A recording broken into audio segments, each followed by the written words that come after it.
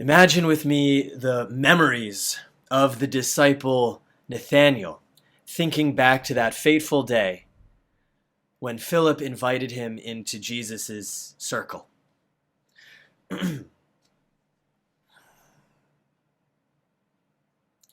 This is a story about seeing. But first, I need to tell you about my best friend, Philip. Philip was always the one who was quick to believe. Every few months, he would come to me way too excited about a new guru who he had heard about, or a get-rich-quick scheme, or an investment opportunity. He always gave me the hard sell. You don't know what you're missing. How much money do you have? We can pool ours together and buy a full share. This is a once-in-a-lifetime deal. Well, Philip's deals were more like once-in-a-fortnight deals, considering how often he fell for them. This one time, a few years before we met Jesus, Philip was ensorcelled by a charlatan claiming to be the second coming of Elijah. After a month, Philip was broke, and the not-so-proud owner of a year's supply of some sort of nectar purported to make one lucky in business. It turned out to be olive oil, with a little cumin mixed in for color. At least we could cook with it. Looking back, I do commiserate with my friend Philip. We were all under the thumb of the Romans. We were all looking for something to brighten the future. We were all a little too vulnerable to those willing to prey upon the desperate. Who would have thought that we would meet someone who would bring the desperate healing and good news and a new way of life that actually made life more worth living? Here's how it happened. I had spent my break eating lunch under a favorite fig tree of mine, and I was back at work late in the afternoon. I distinctly remember seeing Philip's long shadow bobbing toward me as he ran east to the water. I waved him over before I saw that telltale manic glint in his eye. But he was my friend, and I could humor another scheme if it meant sharing his company for a while. He started in right away with words I had heard a dozen times. We have found him, about whom Moses and the law and also the prophets wrote. Jesus, son of Joseph, from Nazareth. If I had a denarius for every time he had said something like that. I tried to let him down easy. Can anything good come out of Nazareth? Nazareth is a backwater whose only export is the dirt people track on their shoes when they leave town. Everyone knows that. I regret these words now. I thought I was being clever. I was just being mean. I handed Philip my canteen as a peace offering, and he took a long drink. And when he had finished, he handed the jar back to me, and I noticed a shift in his demeanor. His eyes weren't manically glinting at all. If anything, his body trembled with a strange mixture of excitement and solemnity. Instead of giving me the hard sell, he said 3 simple words of invitation. Come and see. It was this invitation that got me. I had known Philip a long time, and he always started in on the pitch, trying to convince me like someone higher up the scheme had convinced him. I wonder if he acted like this because he was really trying to convince himself of things he knew deep down were merely gimmicks. But not this time. This time, Philip had no need to convince himself or to convince me. He didn't try to sell me. He simply invited me. Come and see. If Philip had said, he's the best one yet, or you're not going to believe what secrets he knows, or anything like that, I would not have humored him. I'd heard all that before.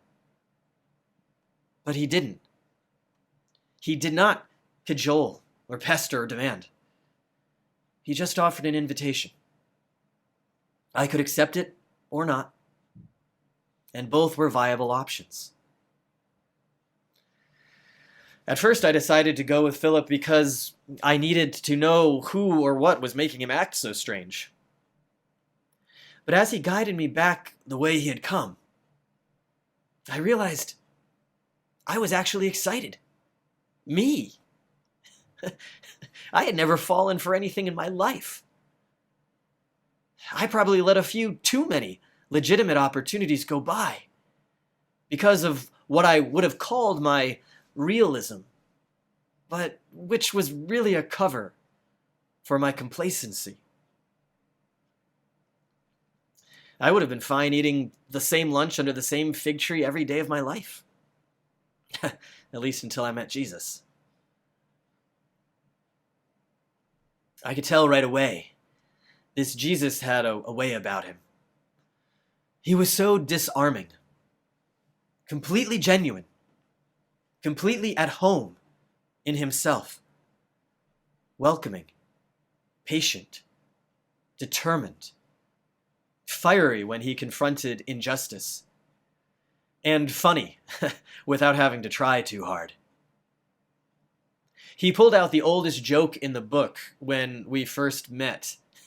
Ah, here is truly an Israelite in whom there is no deceit.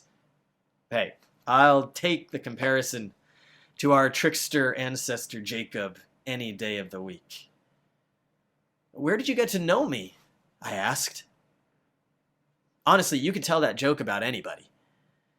But it wasn't the words of the joke that struck me. It was the fact that a joke was the right way to bring me in. Somehow he knew I was a skeptic, more a watcher than a joiner. Like, I might join, but ironically. He knew way before I did that my complacency was keeping me from embracing the kind of life he yearned for me to have, but that I didn't even know existed. The words of the joke were one thing. Their tone and intention were something else. The joke said, "You belong here." Jesus' next words said the same thing. "I saw you under the fig tree before Philip called you." Again, it doesn't sound that special in the telling because I can't recreate his presence in my words. Anyone could say, "I saw you earlier today eating lunch." But when Jesus said this, it wasn't just simple recognition of a face. When Jesus said, "I saw you," he meant, I know you. I care about you. You are important. You are beloved. That's what made Jesus who he was. That's why the words of my confession spilled out of me. "Rabbi, you are the Son of God. You are the King of Israel." I was a little embarrassed at first by that outburst, but then I saw Philip's stunned face and I just started laughing. Somehow, he and I had switched places. And Jesus started laughing too while he said, "Do you believe because I told you I saw you under the fig tree?" We all laughed together until we caught our breath. And then Jesus sobered, put his hand on my shoulder, and looked me in the eye. "You will see greater things than these," he said. Seeing is a funny thing. They say seeing is believing, but that's backwards. Jesus taught me that believing something changes the way we see. This could be good or it could be very bad. Thanks be to God that for me, I chose wisely somehow. I chose to believe in Jesus and in the way he moved in the world. From the moment we met, I believed that Jesus saw me right down to my bones, to my plans, to my hopes and fears and dreams, to my traumas and my glories. And I wasn't lucky or anything. That's how Jesus saw everyone. When Philip invited me to come and see, he accidentally meant the invitation in two ways. He meant to come and see the person he was talking about, and he meant come and see. See in the way Jesus sees. Believe in the new and abundant life that Jesus offers. And have that belief act as your lens. Jesus said, I would see greater things than these because he hadn't adjusted my eyes yet. My eyes see differently now. I'm no longer an aloof skeptic hiding my complacency with misguided realism. Now I see the world through the eyes of my belief in the life Jesus offers. A life of love and justice and peace. A life of eternal relationship with the source of all there is. Jesus saw me so that I might see myself and see the world in new ways. And so I say to you what Philip said to me on that fateful day. Come and see. Come and see. Come and see. Amen.